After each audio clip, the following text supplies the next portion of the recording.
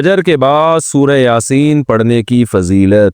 فجر کی نماز کے بعد سورہ یاسین پڑھنا کیسا ہے؟ کیا یہ سنت عمل ہے؟ عبد المطلب انڈیا سے۔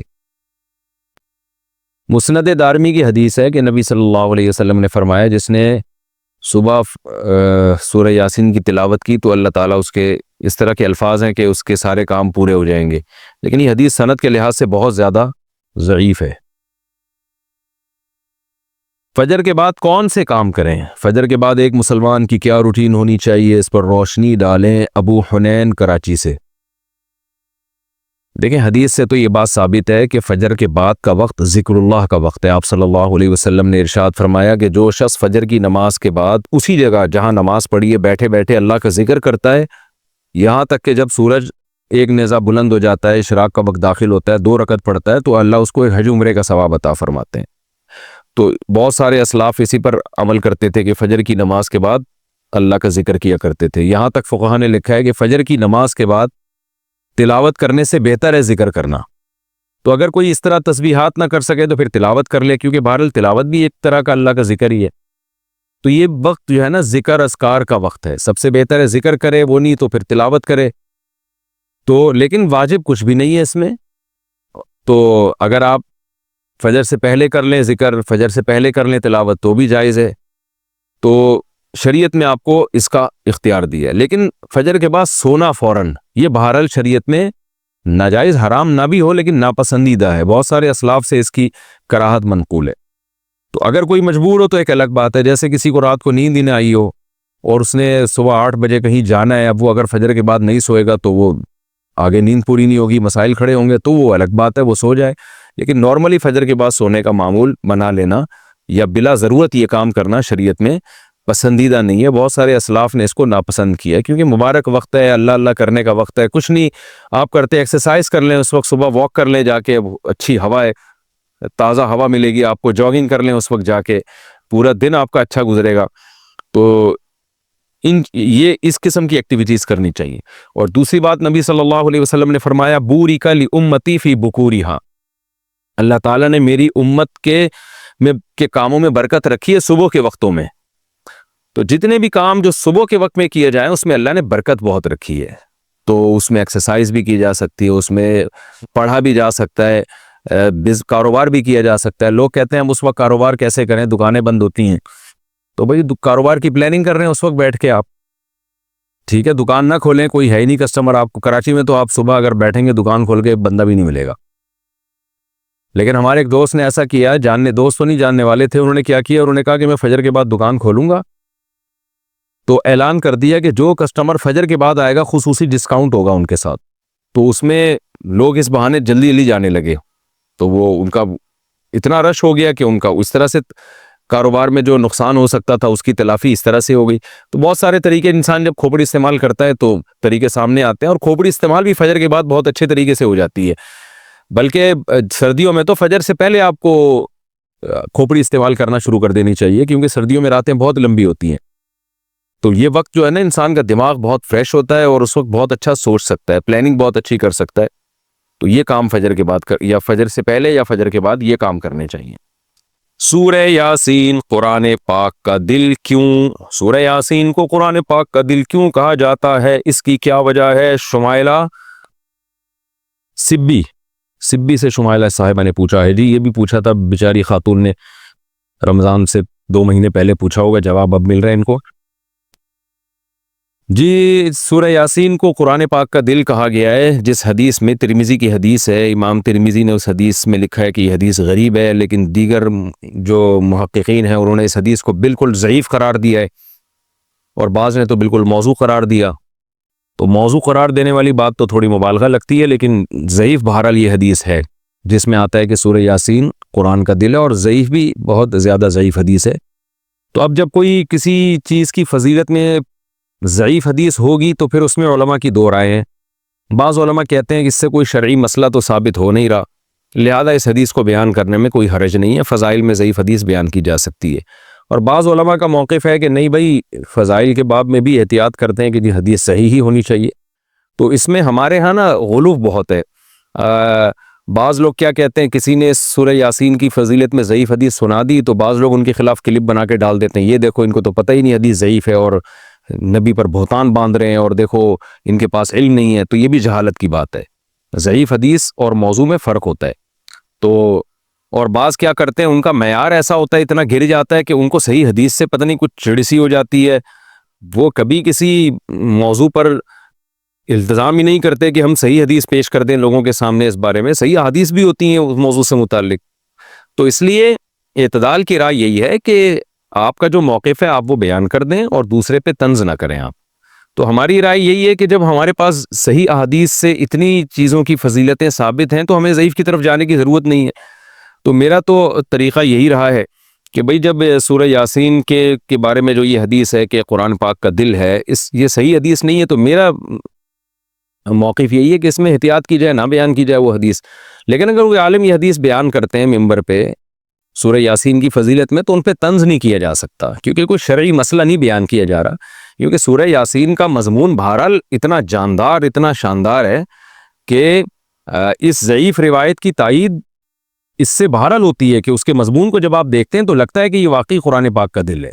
اولم یر الانسان انا خلقناہ من نطفۃ فاذا هو خصیم مبین. نبی کے پاس ایک شخص جو ہے نا قبر کی بوسیدہ ہڈی لے کر آیا اور کہنے لگا اس میں جان کون ڈالے گا. سورہ یاسین میں اللہ نے آخری رکوع نازل کیا کہ یہ انسان جو آپ کے پاس ہڈی لے کر آیا ہے یہ دیکھتا نہیں ہے، ہم نے اس کو منی کے قطرے سے بنایا، اور آج یہ ہم پہ اعتراض کر رہا ہے کہ اس بوسیدہ ہڈی میں کون جان ڈالے گا. قل یحییھا الذی انشأھا اول مرہ. آپ اس سے کہتے ہیں وہی جس نے اس ہڈی کو پہلی دفعہ بنایا نا، اسی ہڈی سے پوچھیے، بتائے گی جس نے مجھے پہلی دفعہ بنایا ہے وہ مجھے دوبارہ بھی بنا سکتا ہے. تو ایسے جاندار مضامین ہیں سورہ یاسین کے، تو اس لحاظ سے اس کو دل کہہ دینے میں کوئی حرج نہیں ہے. لیکن بہرحال اس بارے میں جو روایت ہے وہ کافی ضعیف روایت ہے. تو ہمارا ایک ترجیح ہے کہ جو صحیح احادیث ہیں، جیسے عبداللہ ابن عباس رضی اللہ عنہ سے ایک اثر منقول ہے سورہ یاسین کی فضیلت میں، صبح و شام پڑھنا چاہیے سورہ یاسین کو. تو ایسے صحیح روایات کا اگر ہم التزام کریں تو یہ زیادہ بہتر ہے. پھر کبھی انشاءاللہ میں سورہ یاسین کی کوئی فضیلت اگر صحیح حدیث میں وارد ہوئی ہے تو اس پہ الگ سے انشاءاللہ میں کلپ ریکارڈ کروا دوں گا. عام طور پر جو صورتوں کے الگ الگ فضائل کے بارے میں جو احادیث ہیں نا وہ ضعیف ہی ہوتی ہیں. عام طور پر صورتوں کے الگ الگ جو فضائل ہوتے ہیں نا، فلاں صورت کی یہ فضیلت، فلاں صورت کی، عام طور پر قاعدہ کلیہ نہیں ہے. بعض صورتوں کی فضیلت پر جیسے سورہ اخلاص کے بارے میں آتا ہے بھائی اللہ کے سامنے پہ اگر آپ کا اللہ سے ریلیشن نہیں ہے تو اللہ تو ہے ہی نہیں آپ کی ڈکشنری میں، اللہ ہے ہی نہیں آپ کی ڈکشنری میں، آپ ڈپریشن کی طرف جاؤ گے. خودکشیاں مسلمانوں میں زیادہ ہوتی ہیں غیر مسلموں میں زیادہ ہوتی ہیں؟ بولو. غیر مسلموں میں، اس لیے کہ ان کے غم کا مداوع کرنے والا کوئی ہے ہی نہیں، ان کا اللہ سے ریلیشن ہی نہیں ہوتا. وَاسْتَعِينُوا بِالصَّبْرِ وَالصَّلَاةِ. اللہ کہتے ہیں غم زدہ ہو 2 رکعت پڑھ کے اللہ سے مانگو. ہم نے تو 100 دفعہ تجربہ کیا بھائی، جب اللہ کے سامنے اپنی حاجت رکھو ایک دم ایسا لگتا ہے جیسے سر سے پتھر ہٹ گیا، کوئی بوجھ رکھا ہوا تھا وہ ہٹا لیا کسی نے. کیونکہ ہمیں پتا ہے کہ وہ غموں کو دور کرنے کی طاقت بھی رکھتا ہے اور غم میں اجر بھی دے سکتا ہے. مَن يَتَصَبَّرْ يُصَبِّرْهُ اللَّهُ. کیا زبردست حدیث ہے. اگر غم دور نہ بھی ہو، نبی نے فرمایا جو اللہ سے صبر مانگتا ہے نا اس کو صبر مل جاتا ہے. کیا مطلب؟ وہ غم رہ کے بھی برداشت آ جائے گی اس کے اندر. غم اگر دور نہ بھی ہوا نا تو اس غم کو برداشت کرنے کی طاقت پیدا ہو جائے گی. اس کی مثال ایسے ہے جیسے کسی نے آپ کے اوپر لا کے 20 کلو ویٹ رکھ دیا، اب آپ کی چیخیں نکل رہی ہیں اسے ہٹاؤ اسے ہٹاؤ. ایک طریقہ غم دور کرنے کا یہ ہے کہ کوئی آئے اور وہ بوجھ آپ کے سر سے ہٹا. ایک طریقہ یہ ہے کہ آپ کو اتنی طاقت دے دے کہ وہ آپ 20 کلو آرام سے اٹھا سکو. تو مقصد تو حاصل ہو گیا نا بھائی. تو غم کا بوجھ جب سر پہ ہوتا ہے، جب آپ اللہ سے دعائیں مانگتے ہیں، صبر کی کوشش کرتے ہیں، یا تو اللہ وہ غم دور کر دیتا ہے یا آپ کو وہ 20 کلو کا غم اٹھانے کی آپ کے اندر طاقت پیدا کر دیتا ہے. اس غم میں بھی آپ مسکرانا شروع کر دیتے ہو. سمجھتے ہو یا نہیں سمجھتے؟ یہ پیکج کافر کے پاس بولو نہیں، یہ پیکج اس کے پاس ہے ہی نہیں. تو اسلام نے پہلا حصہ یہ بتایا کہ بھائی قانون کی جو بیس ہوگی وہ کیا ہوگی؟ مخلوق کا اللہ سے ریلیشن ہوگا. لہذا جہاں ریلیشن اور آزادی میں ٹکراؤ ہوگا، آزادی کو ریلیشن پہ قربان کر، جبکہ غیر مسلم اس کا قائل نہیں ہے. دوسرا اللہ نے کہا مخلوق کا آپس میں بھی مضبوط ریلیشن ہوگا، لہذا اس ریلیشن کو قائم کرنے کے لیے ایک دوسرے کے لیے قربانی دینی پڑے گی، کیونکہ محبت قربانیوں سے پیدا ہوتی ہے. اگر ہر آدمی نے انڈیویجول لائف گزارنی ہے، اخپل طریقے سے زندگی گزارنی ہے، تو ریلیشن کیسے بنے گا بھائی صاحب؟ اخپل سمجھتے ہو؟ دیکھو 4 دوست جا رہے ہیں، ہر آدمی کھانا کھا رہا ہے اخپل طریقے سے اور اپنے کھانے کے پیسے دے رہا ہے، تو یہ کوئی دوستی ہوئی؟ दोस्ती तो ऐसी होती है, मैं दे रहा हूं, ओए तूने नहीं देने पैसे, दूसरा कह रहा है नहीं मैं दे रहा हूं तूने नहीं देने, तीसरा कहता है अबे तुम हटाओ, फिर चौथा उसको आंख मार रहा है होटल वाले को, इन तीनों से पैसे नहीं लेना। क्या ख्याल है? तो रिलेशन तो पैदा होता है मेरे भाई कुर्बानी देने से। तो अल्लाह ने रिलेशन में सबसे पहले बताया औलाद का रिलेशन किससे होना चाहिए? माँ बाप से। माँ बाप से रिलेशन होना चाहिए। लिहाजा अल्लाह ने हुक्म दिया। अच्छा, इसको क्या कह दिया? आजादी। भाई बूढ़े बाप को पालना हमारी आजादी सल्ब हो रही है। ओ भाई सल्ब हो रही है, लेकिन आज तुम अपने माँ बाप के लिए ये कुर्बानी दोगे तो कल तुम्हारे बुढ़ापे में कौन कुर्बानी देगा? औलाद कुर्बानी देगी। गोरे के यहाँ ना गोरा कुर्बानी दे रहा है, लेकिन वो जो उसने आजादी गुजारी है वो मजे किरकिरे होते हैं बुढ़ापे में, क्योंकि उसके लिए भी फिर कोई कुर्बानी नहीं देता। बूढ़े आदमी का ओल्ड हाउस में गुजारा तो हो जाता है, मोहब्बत मिलती है उसको ओल्ड हाउस में, है भाई? सरकारी मुलाजिम आए और बूढ़े के राले साफ करके चला जाए, और रेंट पे बंदा आए 1 घंटा उसकी तन्हाई दूर करके चला जाए, रेंट वाला बंदा रेंट का होता है मेरे भाई, वो औलाद से मोहब्बत नहीं मिलती औलाद वाली उसको। इस्लाम ने बताया माँ का हक है, माँ की खिदमत के लिए अपनी आजादी को कुर्बान करना पड़ेगा, ताकि माँ से रिलेशन क्या रहे? बोलो, मजबूत। यहां तो मैं आजाद नहीं हूं। माँ और बाप को पालना हुकूमत की रिस्पॉन्सिबिलिटी नहीं है, ये रिस्पॉन्सिबिलिटी किसकी है? तुम्हारी है। तभी गोरे अपने मुल्क से बहुत मोहब्बत करते हैं, स्टेट से, क्योंकि सारे काम स्टेट कर रही होती है, खुद कुछ नहीं कर रहे होते। हम स्टेट से मोहब्बत करते हैं, लेकिन हमारे यहां मोहब्बत माँ से भी होती है, बाप से भी होती है, भाइयों से भी होती है, बहनों से भी होती है। नहीं होती है तो होनी चाहिए, अगर नहीं है तो फॉल्ट है आपके अंदर। माजूर भाई को पालना, इस्लाम कहता है वअलल वारिसी मिस्लु ज़ालिक, कुरान की आयत है। क्या जबरदस्त उसूल कुरान ने बयान किया। देखो, कहा माजूर भाई को पालना गवर्नमेंट की रिस्पॉन्सिबिलिटी नहीं है। गवर्नमेंट का काम यह है कि भाई पाल रहा है कि नहीं पाल रहा, नहीं पाल रहा तो उसको सजा दे, वो केस हो उसके खिलाफ। मिसाल के तौर पर मैं एक मिसाल से बात समझाता हूं। देखो, 3 भाई हैं और एक चौथा भाई माजूर है। 3 भाई हैं, चौथा क्या है? माजूर, जो कमा नहीं सकता। शरीयत ये कहती है, बाप नहीं है उनका, फर्ज करो बाप की डेथ हो गई है, शरीयत ये कहती है ये माजूर भाई के पास अगर 1 करोड़ रुपए होते और इसकी डेथ हो जाती तो तीनों भाइयों को विरासत में कितना हिस्सा मिलता? समझो 75 लाख रुपए होते, वो डिवाइड करना आसान है ना। 75 लाख रुपए इस माजूर के पास होते और इसकी डेथ हो जाती तो इस माजूर के तीनों भाइयों को विरासत में कितना कितना मिलता? 25 लाख, यानी 1/3 हर एक को विरासत मिलती। समझते हो? लिहाजा अभी ये मरा नहीं है और गरीब है, 75 लाख नहीं है इसके पास, तो इसका मंथली जितना नान नफका है तीनों भाइयों पे 1/3 आएगा। बात समझ में आ रही है? तीनों भाइयों पे कितना आएगा? 1/3। यानी फर्ज करो इसका माहाना खर्चा जो एक अच्छी स्टैंडर्ड की लाइफ गुजारने के लिए 75,000 रुपए बनता है, तो 25,000 एक भाई देगा, 25 दूसरा देगा, 25 तीसरा देगा। गवर्नमेंट नहीं देगी, ना ना ना, ये कौन देगा? तीनों भाई, और खुशी खुशी देंगे। और इनको कहा गया है कि अगर तुम दोगे तो जितना बनता है उससे ज्यादा दो, ताकि सिला रहमी का तुम्हें सवाब मिले। इस्लाम मोटिवेट करता है, इस माजूर को पालने पर अल्लाह तुम्हारे गुनाहों को भी माफ करेगा। इन्नकुम तुरज़क़ूना बिज़ुअफ़ाइकुम, कमजोरों की वजह से तुम्हारी रोजी में भी बरकत होगी। गोरे ने कहा ना ना ना ना ना ना ना ना, ये माजूर पालना चाहिए 25 करोड़ भी कमाते हो, इनकी जिम्मेदारी नहीं है, ये गवर्नमेंट की रिस्पॉन्सिबिलिटी है। अब गवर्नमेंट कहां से देगी भाई? गवर्नमेंट के पास नोट छापने की मशीनें नहीं होती। गवर्नमेंट लेगी पब्लिक से ठीक ठाक टैक्स। 1 करोड़ पे 40 लाख रुपए टैक्स लेगी, जिनमें 3 भाई भी आएंगे, वो टैक्स लेके घुमा के यहां खर्च करेगी। वो माजूर कहेगा मुझे हुकूमत ने पाला है, मेरे भाइयों ने नहीं पाला। लिहाजा बहन भाइयों का सेटअप क्या हो गया? बर्बाद। दोस्त में और भाई में कोई फर्क रहा? हालांकि वही पैसे घूम के आ रहे हैं। आपकी समझ में आ रहा है क्या कह रहा हूं? वही पैसे क्या हो रहे हैं? बोलो, घूम के आ रहे हैं। रिलेशन किसका बन रहा है? बल्कि ज्यादा ले रही है गवर्नमेंट, ज्यादा ले रही है। आपके अब्बा कमाने के काबिल नहीं रहे बुढ़ापे में, इस्लाम कहते हैं औलाद मिलके पालेगी, अंग्रेज कहते हैं नहीं ये हुकूमत पालेगी। तो हुकूमत कहां से पालेगी भाई? हुकूमत टैक्स लेगी और वही टैक्स घुमा के आपके अब्बा पे खर्च करेगी। अब्बा कहेंगे मुझे कौन खिला रहा है? गवर्नमेंट, और वो टैक्स जबरन लेगी आपसे। वो ये नहीं है कि आप एक्चुअली देना चाहते हैं, तो ना ना। लिहाजा अब्बा और औलाद का रिलेशन बनेगा, स्टेट की लोग तारीफें करेंगे। जब पाकिस्तान के देसी लोग भी वहां जाएंगे बोलेंगे यार वहां बड़े हुकूक है यार, बूढ़ों को भी गवर्नमेंट पालती है, अमेरिका जिंदाबाद, जापान जिंदाबाद और फलाना जिंदाबाद। अब्बा जिंदाबाद ये कभी नहीं कहेंगे, बेटा जिंदाबाद ये कभी भी। गोरा हमेशा ये कहता है अमेरिका जिंदाबाद, मेरा अब्बा जिंदाबाद। कहेगा अब्बा क्या भाई? ऐसा ना अब्बा जिंदाबाद कह दिया तो अब्बा मुझसे पैसे मांग ले। इस्लाम ने क्या किया है? इस्लाम ने कहा जो माजूर भाई था ना और 3 भाई उसके पैसे वाले हैं, 75,000 इसकी नान नफका है, तो 25,000 कौन देगा? तीनों भाई देंगे। स्टेट का क्या किरदार है फिर? यहां स्टेट का किरदार यह है کہ اگر یہ نہیں دے رہے تو وہ معذور بھائی کورٹ میں کیس کرے کہ شرعی لحاظ سے جو میرا حق بنتا ہے مجھے میرے بھائیوں سے دلوایا جائے. گورنمنٹ پولیس کے ذریعے ان تینوں کو کمبختوں کو اٹھائے گی, کورٹ میں لائے گی, بولے گی کمبختوں تم بینک اسٹیٹمنٹ دکھاؤ, تمہاری سیلری کتنی ہے, انکوائری کرے گی, دیکھے گی ہاں بھائی یہ خود بھی کما رہے ہیں, لہذا اب تمہاری تنخواہ سے 25,000 ہزار روپے کٹے گا اور اس کے اکاؤنٹ میں جائے گا. تو گورنمنٹ کا کام ہے مظلوم کو اس کا حق دلانا. سمجھتے ہو گے نہیں سمجھتے؟ تو اس سے ریلیشن کس کا مضبوط ہوگا میرے بھائی؟ بھائیوں. اول تو یہاں تک نوبت ہی نہیں آئے گی نا, جب ان کو پتا ہے ہمارا شرعی حق ہے اور ہمارے جنت کمانے کا ذریعہ ہے اور یہ چیز ہمارے مال میں برکت کا ذریعہ. اسی طرح بہن بھی ہے, مال میں برکت کا ذریعہ بھی بن رہا ہے. تو نارملی ایسا ہوتا نہیں ہے کہ نہ دے رہے ہو. اب اگر دے رہے ہیں تو بے دینی کی وجہ سے دے رہے, نہیں دے رہے.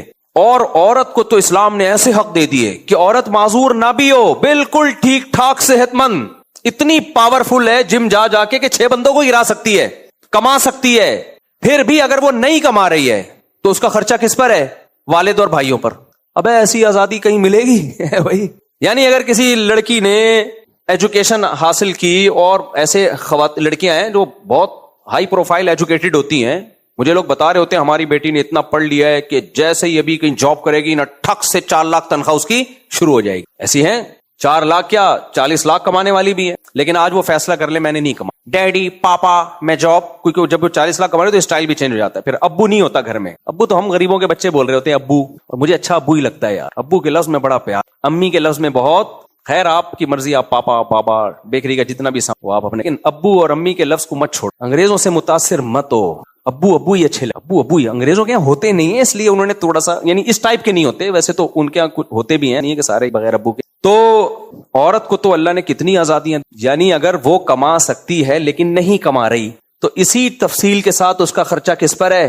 سب سے پہلے تو باپ پر ہے. اور کمال ہے باپ پہ تو اتنا بوجھ ڈال دیا کہ جب تک باپ زندہ ہے باپ کے علاوہ کسی اور پہ نان نفقہ ہے ہی نہیں. یہی تو باپ کے باپ ہونے کی اسلام نے پروٹوکول دیا باپ کو.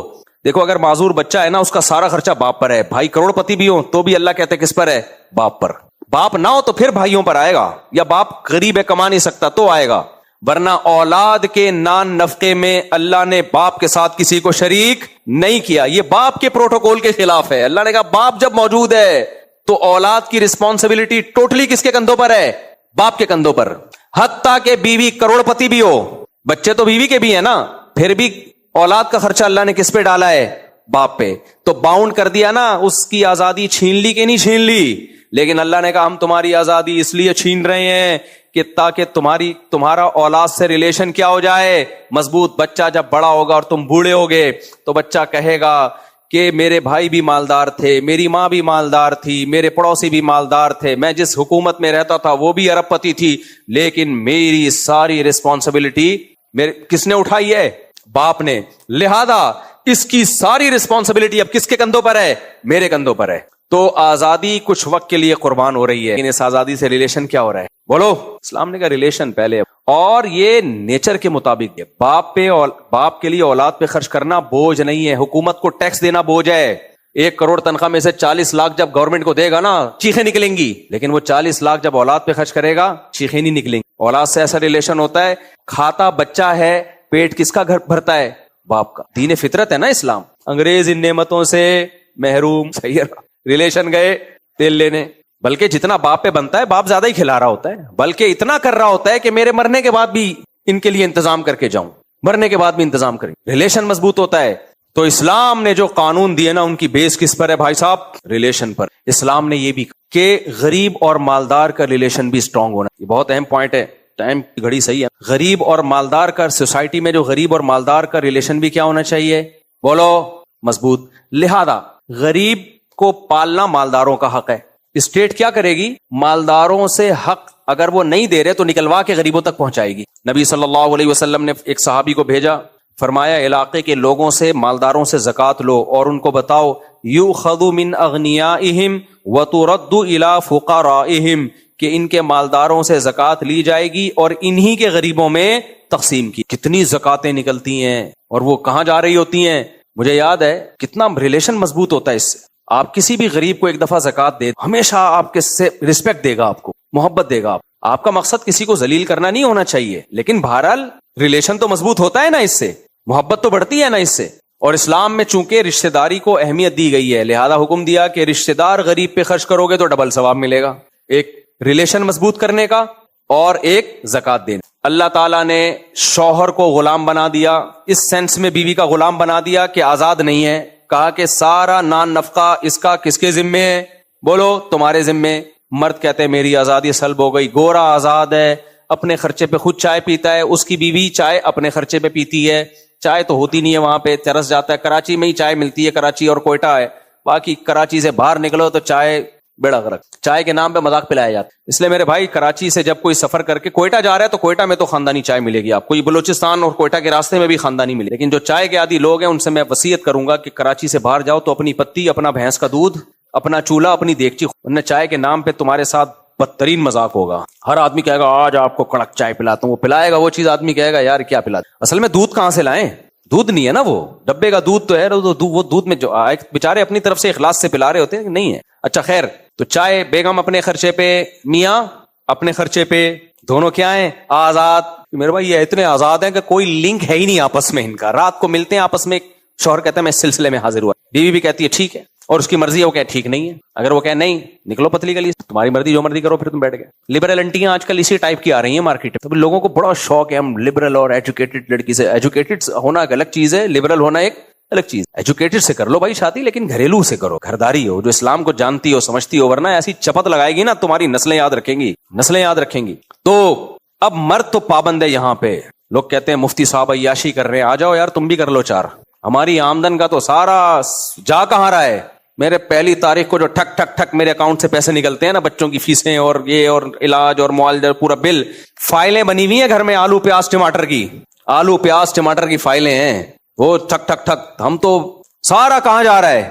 خود سوچو کتنا خرچہ ہوگا۔ اگر میں یہ خرچہ گھر میں نہ کرتا، یہ ریوو شیوو تو غریبوں والی باتیں کرتے ہو تم لوگ، کچھ بھی نہیں تھے بھائی، ہمارے اپارٹمنٹ ہوتے بڑے بڑے اور بڑے کیا لگژری، زرداری صاحب ہمیں بلا رہے ہوتے اور بھائی آپ سے کچھ مشورہ لینا ہے میں نے، لیکن اس پہ انسان مطمئن بھی ہوتا ہے یار اپنے گھر پہ خرچ ہو رہا ہے نا، فطرت ہے نا، دین فطرت ہے، ایسے جرمانے تھوڑی ڈالیں بھائی، اپنے بچوں پہ خرچ ہو رہا ہے، کل ہم مریں گے ہمارے لیے یہی دعائیں کریں گے، یاد رکھیں گے۔ تو مرد کو پابند بنا دیا اللہ نے، لیکن عورت کو کہا کہ جب اس کو میں نے باؤنڈ کیا ہے تو تمہیں بھی پابند ہونا پڑے گا، تمہیں پابند کیا ہونا پڑے گا؟ اس کی مرضی کے بغیر تم گھر سے باہر نہیں نکل سکتے۔ لبرل انٹیاں ٹاٹا کر کے جاتی ہیں میں جا رہی ہوں، آدمی کہتا ہے نہیں جاؤ، تم کون ہوتے ہو مجھے روکنے؟ پھر آپ کہتے ہو اسلام میں منع ہے، اسلام میں یہ کیا ہے؟ منع ہے، کہتی باقی ساری چیزیں اسلام کا مانتا ہے، اسلام کی مانتا ہے تو ہے؟ انڈین فلمیں تم دیکھتے ہو، سٹے مٹے تم لگاتے ہو، پینے پلانے کا تمہارا شغف ہے، باقی یا تو ہوتے نا پورے اسلام کو فالو کر رہے ہوتے ہو، تو اب آپ لاجواب ہو جاتے ہو۔ تو پہلا حق یہ ہے کہ میاں کے بغیر گھر سے باہر بولو نہیں نکل سکتے۔ نمبر 2، میاں کی پرمیشن کے بغیر کسی کو گھر کے اندر نہیں لا سکتے۔ میاں کی پرمیشن کے بغیر کسی مرد سے فون پہ بات، اگر آپ کو برا لگ رہا ہے کہ میری بیگم ہنس ہنس کے غفار سے بات کیوں کر رہی ہے، آپ بیگم کو بول رہے ہو بیگم یہ کیا لگتا ہے، تو وہ کہے کہ تم میری نیت پہ کیوں شک کر رہے ہو۔ لبرل انٹیاں ایسے تمہیں کیوں، کیا میں بری ہوں؟ ایک صاحب نے بتایا کہ ان کے کسی نے فیس بک پہ اکاؤنٹ بنا لیا، ان کی بیگم صاحبہ نے، کہہ رہے میں نے کہا بیگم یہ تم اکاؤنٹ کیوں بنا رہی ہو، اس سے تمہاری چیٹنگ آدمیوں کے ساتھ بھی ہو رہی ہے، مجھے یہ بالکل پسند نہیں ہے۔ تو بیگم نے کہا کہ تم شک کرتے ہو، یہ پرانا واقعہ 20 سال تو نہیں، یعنی 15 سال، فیس بک نیا آیا تھا، تو کیا تم مجھ پہ شک کرتے ہو؟ کہتے ہیں میں ڈر جاتا تھا۔ نہیں بیگم شک تو نہیں کرتا، تم بہت نیک ہو۔ بالآخر وہ آئی ڈی بنی اور ٹاکرے شاکرے ہوئے ہیں اور مارکیٹ سے بیگم شاٹ۔ پرانا واقعہ کسی کو پتہ نہیں چلے گا۔ پھر مجھے آ کے بتا رہا تھا کہ یار میں نے بیگم بک پہ آئی ڈی بنانے دی، اس پکٹنگ شروع ہوئی، جب میں اس سے پوچھتا تھا یہ تمہارا کیا لگتا ہے جس سے تم بات چیت کر رہی ہو، تو کہتی بھائی ویسے ہی ایک فرینڈ ہے۔ لبرل لوگوں میں یہ فرینڈ شپ کوئی بری چیز نہیں ہے، فرینڈ ہے، لو الگ ہوتا ہے اور فرینڈ الگ ہوتا ہے۔ اسلام میں کیا جو آدمی ہے تو آدمی ہی ہے، وہ کیا ہے؟ آدمی ہے۔ تو ہوتے ہوتے فرینڈ شپ سے کہتے ہیں وہ مجھے کہتی تھی یہ کیا تم یعنی شک کرتے ہو، تو میں ڈر جاتا تھا یار میں برا آدمی تو نہیں، میں اپنی اچھی بلی بیوی بچے بھی ہوں جس کے۔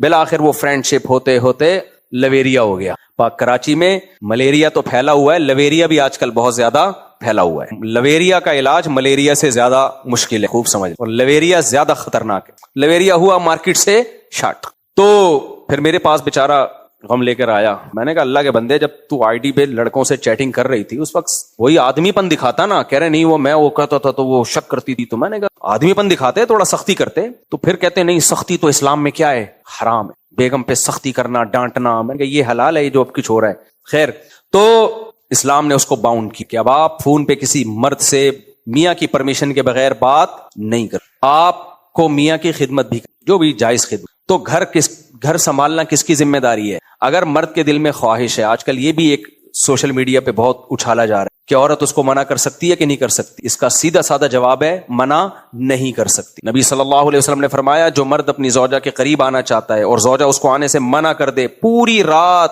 جتنی عبادت کرے گی کوئی عبادت مقبول نہیں ہو، اس لیے کہ مرد میاں کیا ہے؟ ناراض ہے. گوروں کے ہاں ایسا نہیں ہے، وہ نہیں آنے دے تو نہیں آنے دے، اس کی آزادی. تو ان کی بیس کس پر ہے؟ آزادی پر ہے. اس سے ریلیشن کی ایسی کی تیسی، ریلیشن کی ایسی کی تیسی. اسلام میں بھائی ریلیشن پہلے ہے، آزادی بعد میں. ریلیشن اور آزادی میں ٹکراؤ ہوگا، آزادی کو ریلیشن پہ قربان کرنا پڑے گا. عورت کا دل نہیں چاہ رہا میاں کی خواہش پوری کرنے کا، لیکن اپنی خواہش کو میاں کے ریلیشن پہ کیا کرنا پڑے گا؟ قربان. کہ بھائی میرا ریلیشن اس سے خراب ہوگا، لڑائی جھگڑا ہوگا، کوئی بات نہیں. مرد کا دل نہیں چاہ رہا بیگم سے تمیز سے بات کرنے کا، نہیں بھائی ریلیشن خراب ہوگا، ٹائم دینا پڑے گا گھر میں اس کو. بہت سے مرد ہیں سارا دن دوستوں کے پاس ہاں ہاں ہوئی گٹر کے ڈھکن، تھوڑے بہت ڈھکن جو باقی رہ گئے نا گٹر کے، وہ بے روزگاروں کے کام آ رہے ہیں بیٹھ کے گپیں لگانے کے. اب بہت سے مرد کہہ رہے ہوتے یار ہمارا دل نہیں چاہتا. بھائی ریلیشن کی خاطر آپ کو گھر میں ٹائم بولو دینا پڑے. مصروف لوگ بچوں کو ٹائم نہیں دیتے، بھائی اولاد سے ریلیشن ختم ہو جائے گا. جو باپ بچوں کو ٹائم نہیں دیتا، بچوں اور باپ میں ریلیشن کیا ہو جاتا ہے؟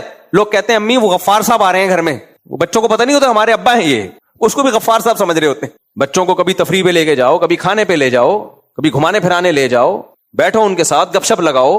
ایک صاحب نے بتایا کہ میں صبح آفس جاتا ہوں جب بچے سو رہے ہوتے ہیں، جب آتا ہوں تو سو چکے ہوتے ہیں. کہہ رہے میرے بچے ایسے بڑے ہو رہے ہیں، یعنی بستر پہ ہی دیکھتا ہوں ان کو تو ابھی اتنے ہو گئے ہیں. تو بچے تو ابا کو غفار بھائی بولیں گے کہ نہیں بولیں گے؟ تو اس ریلیشن کو بچانے کے لیے اپنی آزادی کو قربان کرنا پڑے گا. ٹیچر سے ریلیشن، یہ بھی اسلام میں استاذوں کا بہت بڑا ریلیشن ہے، گوروں میں نہیں ہے. یہ ٹیچر سے ریلیشن کے لیے ٹیچر کی ڈانٹ ڈپٹ کو برداشت کرنا پڑے گا، تاکہ آپ کا اپنے ٹیچروں سے ریلیشن کیا ہو، بعد میں کبھی زندگی میں ٹیچر سے ملاقات ہو تو نظریں جھکانی نہ پڑے شرم سے.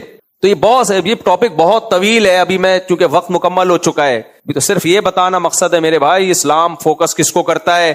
ریلیشن کو. پڑوسیوں سے ریلیشن. کھانا بناؤ، پہلے غربت بہت تھی، اب تو ایسا نہیں ہے، تو فرمایا شوربہ زیادہ کر دو، تھوڑا سا پڑوسیوں کے یہاں بھی بھیج دو.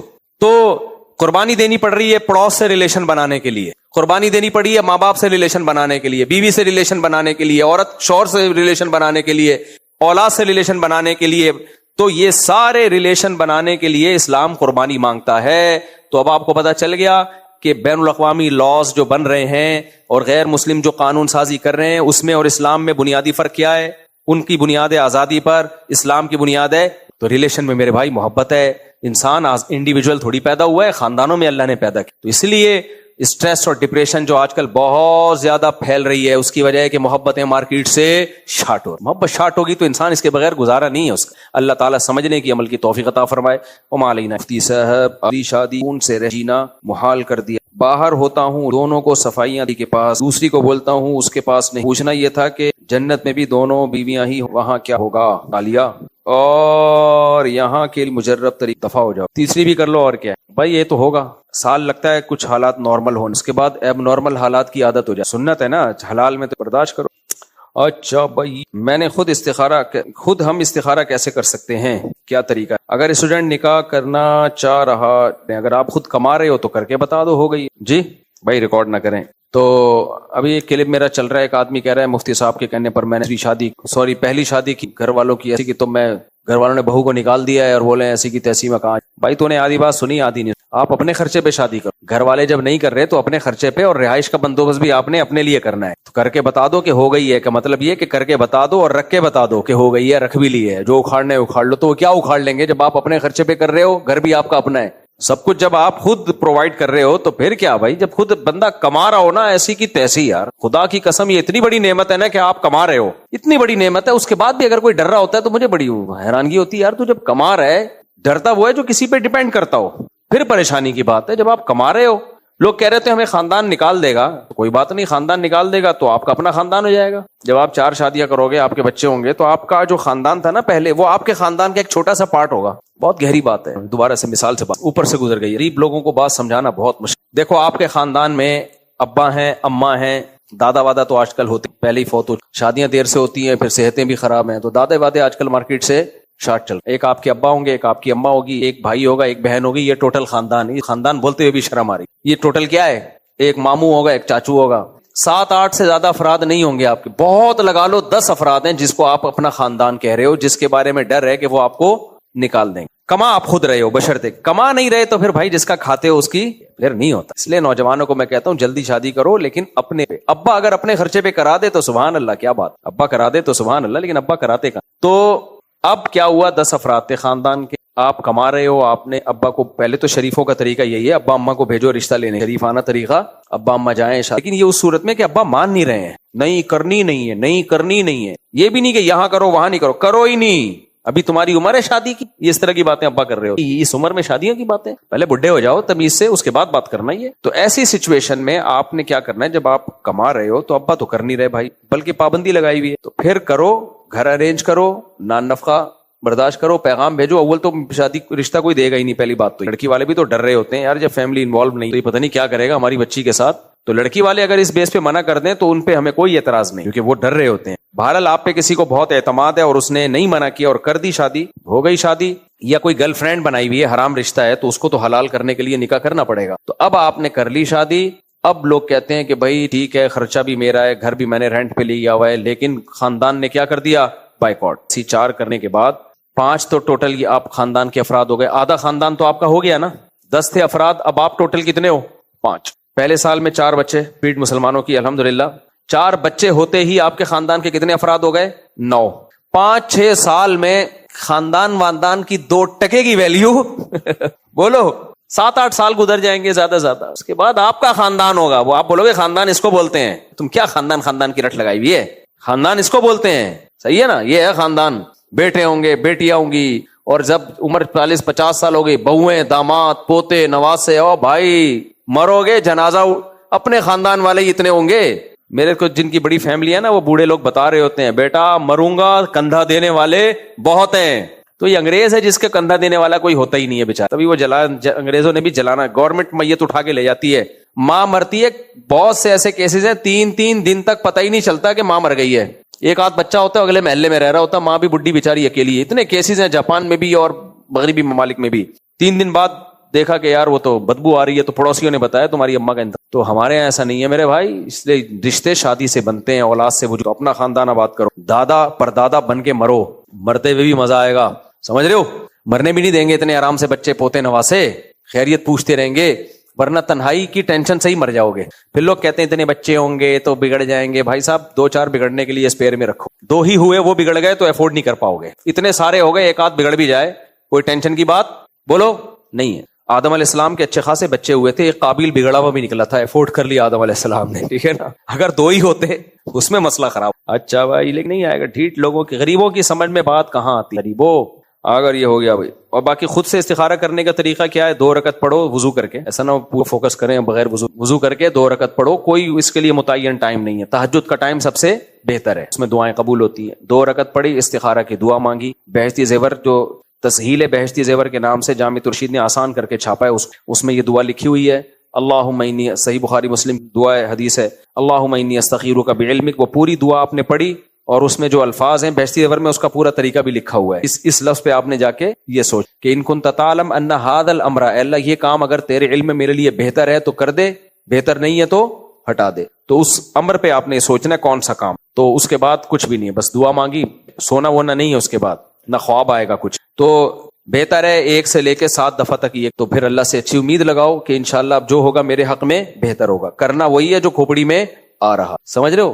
ایسا نہیں استخارے کی وجہ سے کھوپڑی میں آ کچھ اور رہا ہے، کر کچھ اور رہے ہو آپ. تو اور مشورے کی اہمیت شریعت میں استخارے سے زیادہ ہے. مشورہ بھی لینا ہے لوگ، پھر جا کے باقی خواب میں کوئی اشارہ بشارے کی پازیٹو سب لوگوں کے. اچھا رشتہ ہے تو استخارہ ضرور کرو، لیکن اچھے رشتے کا انکار مت کرو. استخارے کی بھیٹ نہ چڑھاؤ اچھے رشتے. مفتی صاحب میرے شوہر نے دوران فل کال پہ مجھے کہا ہے کہ جاؤ میری طرف سے تم کو طلاق ہے، پھر دوبارہ کہا طلاق ہو سمجھ، اور اب کہتے ہیں کہ وہ تو میں غصے میں آ کر کہا تھا برائے میں. غصے میں 1 طلاق تو ہو گئی ہے، دوسری دفعہ جو کہا میری طرف سے طلاق ہو گئی. تو یہ پہلی طلاق ہی کی خبر دیں، میں دے چکا ہوں تو ہو گئی ہے طلاق.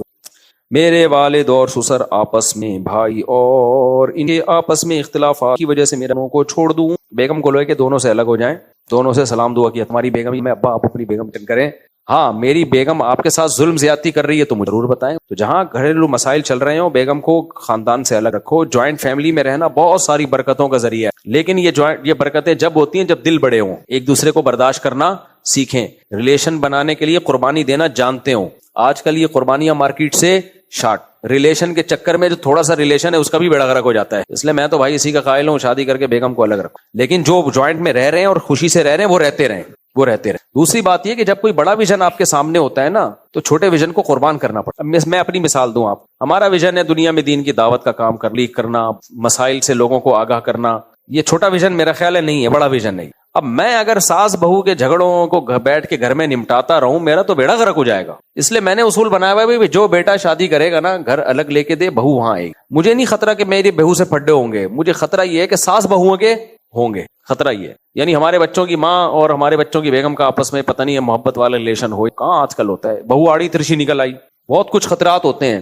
تو اس لیے بھائی شروع سے ہی میرا اصول یہ ہے کہ یار ٹینشنیں نہیں پالنی ہے. تو سوکن کے جھگڑے تو انسان برداشت کرتا ہے, وہ تو مجبوری ہے نا. شادی جب کرو گے تو سوکن کے مسائل تو ہوں گے, تو جو جھگڑے ہم نے خامخواہ کے جھگڑے کیوں برداشت کریں ہم, کیا خیال ہے بھائی. تو حکیم الامہ مولانا تھانوی رحمہ اللہ کے والد صاحب نے بھی یہی کیا تھا, پہلے بچے کے لیے گھر کا الگ انتظام کیا, اس کے بعد بولا بہو ادھر جائے. بہو ادھر گئی تو بہو ادھر جائے گی, ادھر نہیں ہے. کیونکہ وہ آدمی کا مائنڈ ہی اگر پیسفل نہ ہو تو انہیں جھگڑوں میں گھر آئے, آج بہو نے یہ کہہ دیا, آج ساس نے کہہ دیا, بٹھا کے. اور خواتین کے مسئلے کسی کا باپ نہیں حل کر سکتا. یہی فیصلہ کرنا مشکل ہوگا کہ ان میں غلطی کس کی ہے. آپ اس کی سنو گے آپ کو لگے گا وہ غلط ہے, اس کی سنو گے آپ کو لگے گا وہ غلط ہے, یہ صحیح ہے. ایک پاگل ہو جاتا ہے آدمی اس میں. تو یار جس نے کوئی بڑا کام دنیا میں کرنا ہو, شادیاں تو کرنی ہے بچوں کی. گورے نے تو حل یہ نکالا کہ شادی نہ کرو تاکہ ٹینشن ہی نہ ہو. چاند پہ پہنچنا ہے, بہو روک ہی نہیں سکتی ان کو. ہمارے یہاں سائنسدان اگر چاند پہ جا رہا ہوتا, پیچھے سے سسر صاحب کا فون آ جاتا, بقرعید آنے والی ہے اور تو کہاں جا رہا ہے, چاند پہ جا رہا ہے بھائی, میں آ رہا ہوں, سالے آ رہے ہیں تیرے. تو ہمارے یہاں تو یہ مسئلہ ہوتا نا, انگریز نے کہا ترقی کو فوکس کرو, شادی وادی کو کیا کرو سائٹ. لہذا چاند پہ تو پہنچ گیا وہ, لیکن فیملی سسٹم کی ایسی کی تیسی ہو. عجیب سا سیٹ اپ وجود میں آ گیا ہے, انڈیویجول لائف ہے ہر ایک کی. تو 2-4 آدمی چاند پہ پہنچ گئے, لیکن جو نہیں پہنچے ان بیچاروں کا کیا کر دیا, بھیڑا ہی غرق کر دیا. تو ہم کو تو چاند کے علاوہ بھی بہت سارے کام ہیں میرے بھائی. تو اس لیے ہم نے شادی تو کرنی ہے, لیکن اس کے جھگڑوں سے بچنے کے لیے ہم نے پہلے سے انتظام کرنا ہے کہ 2 خواتین کو آپس میں بیٹھنے ہی نہ. 2 خواتین ساس اور بہو ایسے جیسے اسرائیل اور فلسطین, ان دونوں کو آپس میں بیٹھیں گے تو پھڈے ہوں گے. لہذا شروع سے ہی کیا رکھو بھائی, آدمی اپنی بیوی کی خامیاں برداشت کر لیتا ہے کیونکہ اس کے بہت سارے اس سے مفاد بھی وابستہ ہوتے ہیں. ساس کیوں برداشت کرے گی بہو کی خامیاں, سسر کیوں برداشت کرے گا بھائی بہو کی خامیاں. ساس برداشت کر لیتی ہے, پھر مرد بھی کر لیتے ہیں برداشت کہ یار چلو ان کا اپنا گھر ہے گزار لی. خواتین کے لیے بڑے مسئلے ہوتے ہیں, ان کا تھوڑا اللہ نے ان کو سمجھ بھی نسبتاً کم دی ہوتی ہے, سوائے ان خواتین کو جو میرا بیان سنے ان میں تو بہت زیادہ سمجھ ہے. خواتین کو یہ بول دو نا ان کی عقل مردوں سے کم ہوتی ہے, دماغ ایسے کمنٹس آتے ہیں نیگیٹو, مجھے لگتا ہے یوٹیوب میرا چینل ہی اڑا دے گا. تو اس لیے میں بار بار کہہ رہا ہوں, بہت سی خواتین آدمیوں سے زیادہ ذہین ہوتی ہیں, بہوؤں سے بہت محبت کرتی ہیں, بہوؤں کو اپنی بیٹیوں کی طرح پالتی ہیں. ایسی بھی الحمدللہ خواتین ہیں, بعد میں جھوٹ بولنے پہ توبہ میں کر لوں گا بعد میں, لیکن بہرحال ایسی خواتین کیا ہیں, بہوؤں کو بیٹی کی طرح سمجھتی ہیں اور بہویں اپنی ساس کو ماں کی طرح سمجھتی ہیں. الحمدللہ ایسی ہمارے سوسائٹی میں بھری ہوئی ہیں خواتین. تو ایسی رہیں, جوائنٹ فیملی میں رہیں, لیکن اگر کہیں لاکھوں میں کوئی ایک, جھوٹ بول رہا ہوں میں, لاکھوں میں کوئی ایک ایسی ہو جو نہ ہو ایسی, تو پھر الگ گھر لے کے دے, الگ رہو. بعد میں جب الگ گھر ہونا پھر دیکھ لینا ریلیشن کیسا چل رہا ہے, صحیح چل رہا ہے تو پھر لے آؤ. ہاں وزیرستان, پشاور, یہاں کیا ہے مردوں کا ہولڈ ہے پاورفل, وہاں سب اکٹھے رہتے ہیں. تو ایسا ہولڈ مردوں کا کسی گھر میں ہو پھر تو ٹھیک ہے, ہمارا تو نہیں ہے بھائی.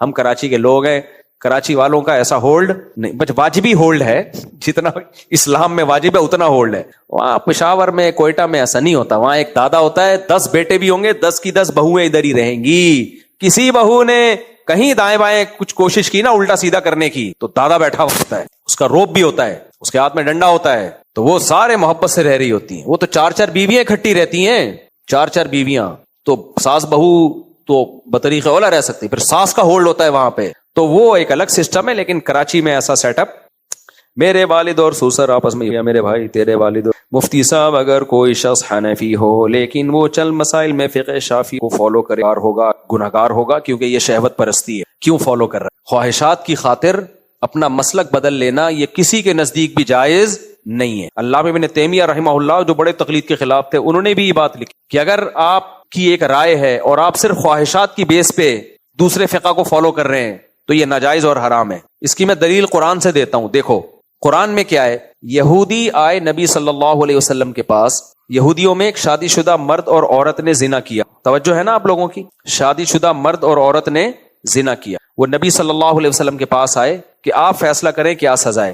وہ نبی کے پاس کیوں آئے؟ اس لیے کہ تورات میں لکھا ہوا تھا دونوں کو پتھروں سے مار کے ہلاک کر دو, رجم کرو. یہودیوں نے بولا یار تورات پر عمل تو بڑا مشکل ہے, یہ والا فیصلہ ہم کس سے کرواتے ہیں؟ محمد صلی اللہ علیہ وسلم سے. آپ رحم دل ہیں, نرم ہیں, تھوڑا سا ہو, رجم کی سزا تو امید ہے نہیں ملے گی. نبی کے پاس آئے کہ یا رسول اللہ, اگرچہ آپ کو نبی نہیں مانتے تھے لیکن فیصلہ آپ کریں گے. نبی نے فرمایا کہ تمہارے پاس جب تورات موجود ہے اور تم تورات کو مانتے ہو تو مجھ سے فیصلہ کیوں کروا رہے ہو؟ تورات لے کر آؤ, تورات ہی فیصلہ کرے گی. مسلم تو نہیں ہونا تم. تورات لائی گئی, وہاں انہوں نے ڈنڈی ماری. ڈنڈی یہ ماری کہ تورات کی جب تلاوت شروع کی ہے تو جو رجم والی آیتیں تھی نا, جس میں تھا کہ شادی شدہ مرد اور عورت زنا کرے تو پتھروں سے مارو, اس آیت پر ہاتھ رکھ کے تلاوت کرنا شروع کر دی. عبداللہ بن عبد السلام رضی اللہ تعالیٰ عنہ موجود تھے, یہودی عالم تھے, وہ تورات کے حافظ. ان کو حافظ کو تو اندازہ ہو جاتا ہے نا بھائی یہ بیچ سے ایک آیت کھا گئے ہیں, ٹھیک ہے نا, ان کو اندازہ ہو گیا یہ تو بیچ سے آیت کھا گئے ہیں. تو انہوں نے جا کے جو تلاوت کرنے والا تھا اس کا ہاتھ ہٹایا مضبوط. فَإِذَا آیَةُ الرَّجْمِ تَلُوحُ, رجم والی آیت چمک رہی تھی بالکل, یعنی واضح سامنے تھی. تو نبی نے حکم دیا تورات کے مطابق فیصلہ ہوگا اور ان کو رجم کیا. اس پہ قرآن کی آیتیں نازل ہوئی. وَكَيْفَ يُحَكِّمُونَكَ, لوگ مجھے کہتے ہیں آپ قرآن کی آیتوں کے حوالے نہیں دیتے. بھائی میں پوری آیت پڑھ کے سنا دیتا ہوں, تو اب ریفرنس کی کیا ضرورت ہے؟ اس سے مضبوط ریفرنس کوئی ہوگا؟ قرآن کہتا ہے وَكَيْفَ يُحَكِّمُونَكَ وَعِندَهُمُ التَّوْرَاةُ فِيهَا حُكْمُ اللَّهِ, اے نبی یہ آپ سے فیصلہ کیسے کروا رہے ہیں جبکہ ان کے پاس تورات موجود ہے جس میں اللہ کا حکم لکھا ہوا ہے. اس سے کیا پتا چلتا ہے؟ آپ کا کیا خیال ہے, کیا نبی کا فیصلہ غلط ہو سکتا تھا؟ بولو. 100% صحیح فیصلہ کس کا ہوتا؟ نبی کا, کیونکہ اسلام جب آیا تورات منسوخ ہو گئی. اس پہ تو ان کو اپریشیٹ کرنا چاہیے تھا کہ بھائی تورات چھوڑ کر کس کے پاس آ رہے ہیں؟ اسلام کے پاس آ رہے ہیں. نہ, اسلام نے کہا کہ نیت ٹھیک نہیں ہے. سمجھ میں آ رہی ہے بات؟ فیصلہ نبی ہی کا ٹھیک ہے, اسلام ہی کا ٹھیک ہے, لیکن یہ اس لیے نہیں آ رہے کہ اسلام کا فیصلہ ٹھیک ہے, یہ اس لیے آ رہے تاکہ ان کو یہاں گنجائش ملے. آج تک یہودیت کو فالو کرتے رہے ہیں, آج سخت سزائے یہودیت میں, تو اب آ رہے اسلام کے پاس. تو کس بیس پہ آ رہے ہو بھائی تم؟ ہم کہتے ہو آپ فقہ حنفی کو فالو کرتے رہے ہو, ٹھیک ہے امام شافعی بھی برحق امام ہے, لیکن آپ اس موقع پہ فقہ حنفی کو چھوڑ کر شافعی کی طرف جا رہے ہو. کس بیس پہ جا رہے ہو آپ؟ خواہشات کی بیس پہ جا رہے ہو. یہ بیس ٹھیک نہیں ہے, لہذا اس بیس پہ جانے کا آپ کو گناہ ملے گا. اس کی مثال ایسے, میں اکثر واقع سناتا ہوں. ایک اہل حدیث کا فون آیا میرے پاس, کہنے لگا میں کسی لڑکی سے شادی کرنا چاہتا ہوں, اس کے ابا راضی نہیں ہے, تو شریعت کیا کہتی ہے اس بارے میں کورٹ میرج کر لوں؟ مجھے فون سے اسمیل آ گئی. اسمیل کا مطلب کوئی بدبو کے معنی میں نہیں میں لے رہا, یعنی اس کی باتوں سے مجھے لگا کہ یہ اہل حدیث ہے. تو میں نے کہا آپ کس فقہ مسلک کو فالو کرتے ہیں؟ کہتے ہیں میں اہل حدیث ہوں. میں نے کہا اہل حدیث کے نزدیک جائز نہیں جب تک لڑکی کا باپ راضی. کہتے ہیں میں کسی فقہ شقہ کو نہیں مانتا, میں کسی فقہ شقہ کو نہیں مانتا. میں نے کہا دیکھو فقہ حنفی میں تو نکاح ہو جائے گا, باپ کی اجازت ضروری نہیں ہے. وہ جو حدیث میں آتا ہے لا نکاح الا بولی, اس کے بہت سارے جوابات ہیں, ابھی وہ دلائل کی بات تو ایک الگ ہے, لیکن میں نے کہا فقہ حنفی میں ہو جاتا ہے, لیکن آپ کا نکاح نہیں ہو کیونکہ آپ اہل حدیث ہو. کہتے ہیں نہیں ایکچولی دیکھیں میں تو قرآن و سنت کو مانتا ہوں, آپ قرآن و سنت سے بتائیں ہوگا کہ نہیں. میں نے کہا مجھے ایک بات بتاؤ, آپ کی عمر کتنی؟ انہوں نے 26-27 سال. میں نے کہا 27 سال تک آپ اہل حدیث سے مسئلے پوچھتے رہے ہو کیونکہ آپ کا خیال یہ تھا کہ وہ قرآن و سنت سے مسئلہ بتاتے ہیں, اور ہمارے بارے میں آپ کا خیال یہ تھا کہ ابو حنیفہ کی رائے پیش کریں گے, یہ قرآن و سنت آپ کا دعویٰ ہے, یہ خیال ہے, تبھی تو آپ اہل حدیث تھے.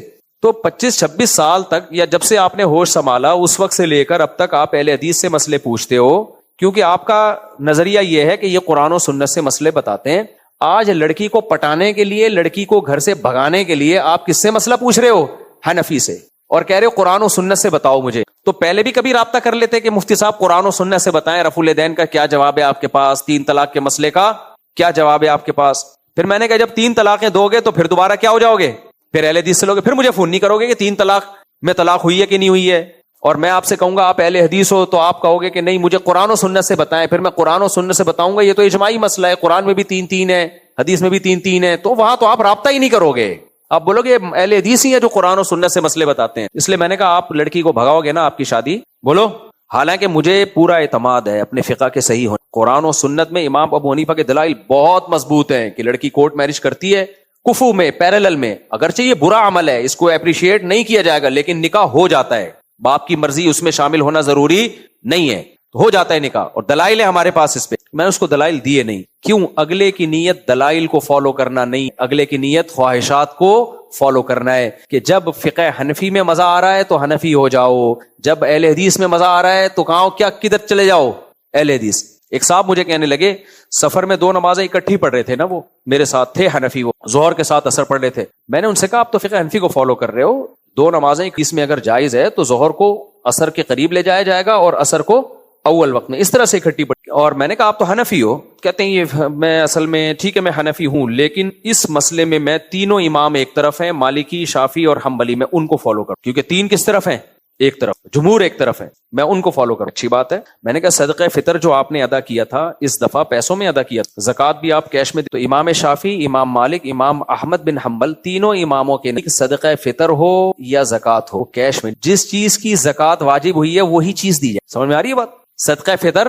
آپ کو 2.25 کلو گندم دینا پڑے گا, گندم کے پیسے آپ نہیں دے سکتے. سمجھ میں آ رہی ہے بات؟ کھجور دینی ہے تو 4.5 کلو کھجور دینی پڑے گی. امام شافعی کا یہی رائے ہے, امام مالک کی بھی, امام احمد بن حنبل کی بھی, کہ آپ پیسے نہیں دے سکتے, کھجور میں دینا پڑے گا آپ کو, آٹے کی بوری دینی پڑے گی.